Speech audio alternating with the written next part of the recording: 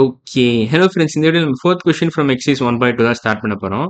அதுக்கு முன்னாடி நான் போன வீடியோல பார்த்தோம்னு சொல்லிடுறேன். ஸோ போன வீடியோல நம்ம ஆக்சுவலா செகண்ட் கொஸ்டின் ஃப்ரம் எக்சர்சைஸ் 1.2வும், தேர்ட் கொஸ்டின் ஃப்ரம் எக்சர்சைஸ் 1.2வும் கம்ப்ளீட்டா முடிச்சிட்டோம். ஸோ அந்த வீடியோ பார்க்கலனா அந்த வீடியோ பார்த்துட்டு இன்னைக்கு கேட்காங்க.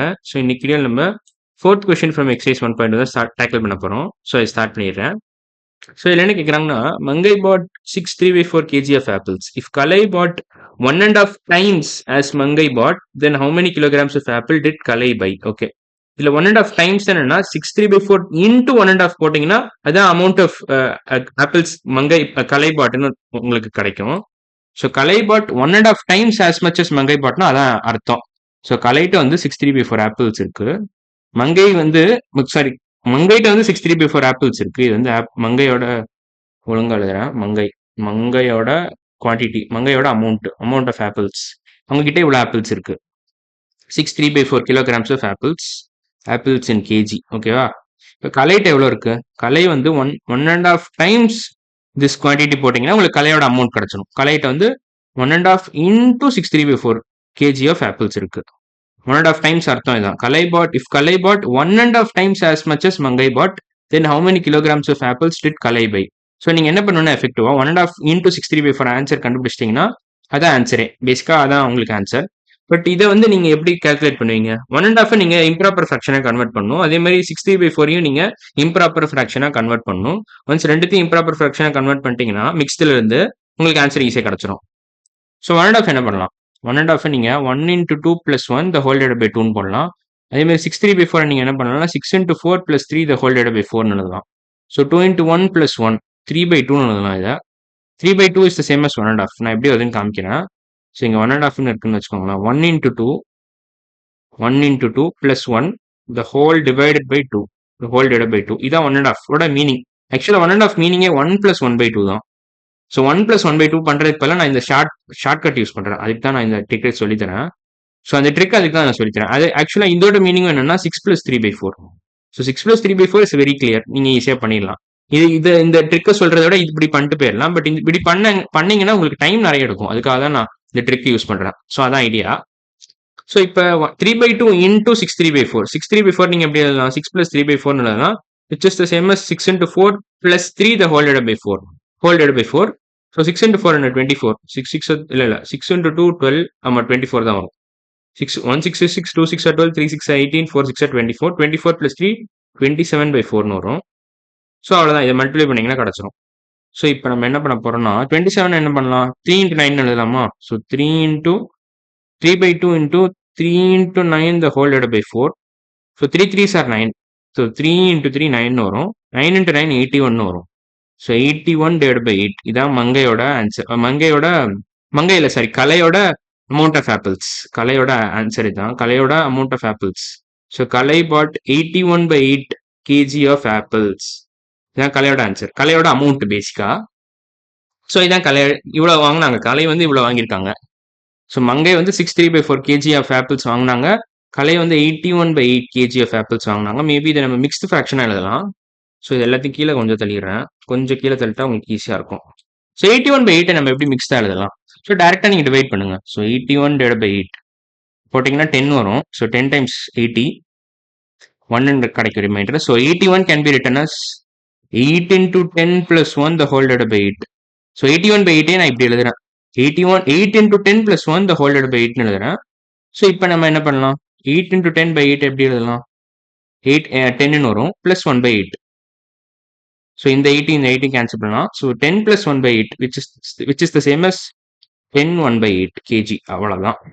ஸோ இதான் ஆன்சர். 81/8ன்னு சொல்லலாம், இல்ல 10 1/8 kgsன்னு சொல்லலாம். ஸோ ரெண்டுமே கரெக்டான ஆன்சர் தான். கலையோட அமௌண்ட் ஆஃப் ஆப்பிள்ஸ் இதுதான்.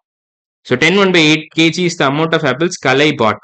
அவ்வளவுதான். ஸோ இதான் 4th கொஸ்டின் ஆன்சர். மேபி நம்ம இப்போ 5th கொஸ்டின் போயிடலாம். ஸோ 5th கொஸ்டின் என்ன கேட்குறாங்க?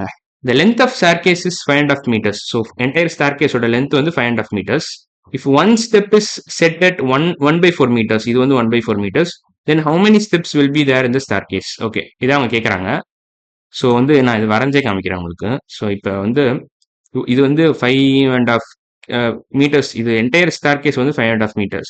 அதில் வந்து ஒரு ஸ்டெப் வந்து 1/4 meters கொடுத்துருக்காங்க. ஆமாம், ஒரு ஸ்டெப் வந்து 1/4 meters. நான் தோராயமாக தான் வரைகிறேன். ஸோ நான் கொஞ்சம் அப்ராக்சிமேட்டாக தான் வரைகிறேன். ஸோ இது வந்து ஒரு ஸ்டெப்னு வச்சுக்கலாம்.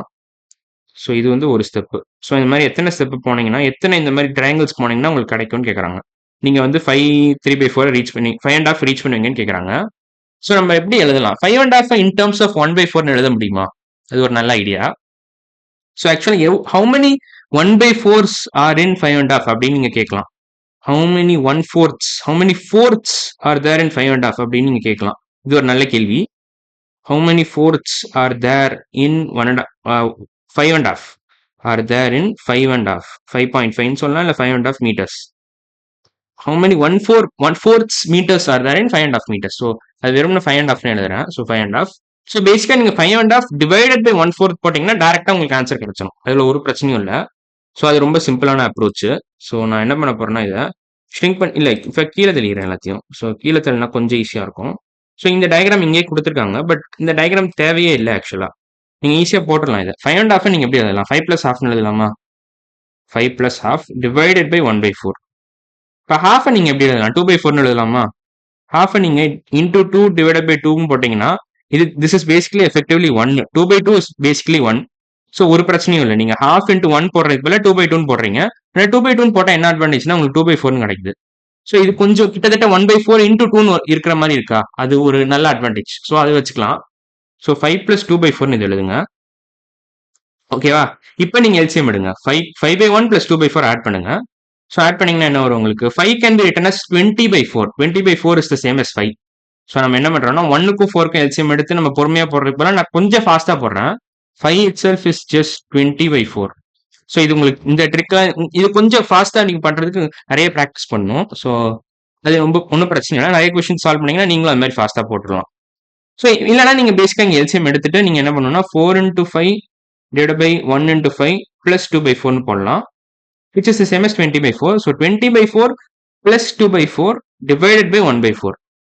20/4 plus 2/4 divided by 1/4. So 22/4 எழுதலாம் இதை நீங்க. So 22/4 divided by 1/4.